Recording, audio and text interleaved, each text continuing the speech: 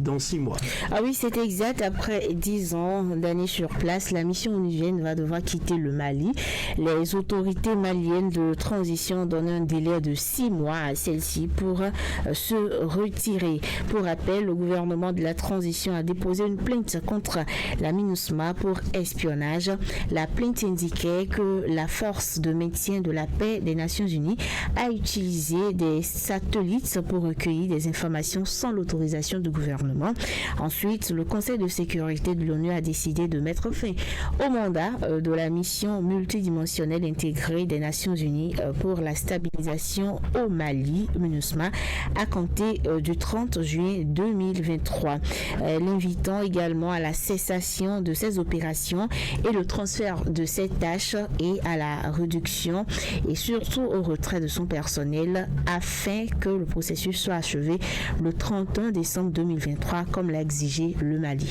Alors comment ce pays pourra combler le vide? Plusieurs acteurs politiques se posent la même question. L'ex-premier ministre Moussa Mara, par exemple, a déjà saisi le gouvernement à travers un communiqué publié lundi dernier.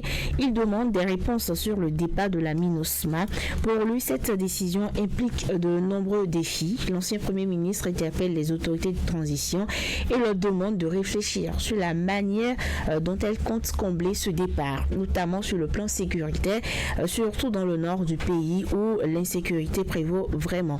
Le départ de la MINUSMA exigera également une réflexion sur l'accord de paix de 2015, mais il dit ne pas croire à une déflagration sécuritaire au Mali. Il faut également notifier que le retrait de la MINUSMA va impacter des centaines d'entreprises maliennes qui sont sous contrat avec la mission onusienne. Donc, ce départ impliquera des difficultés économiques et le pouvoir central devra trouver en amont des mesures d'atténuation. Voilà. Pour certains observateurs, le départ des casques bleus est influencé par le groupe Wagner.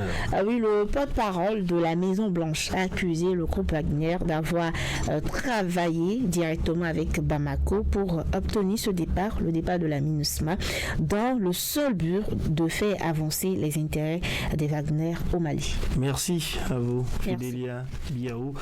On retrouve Djibril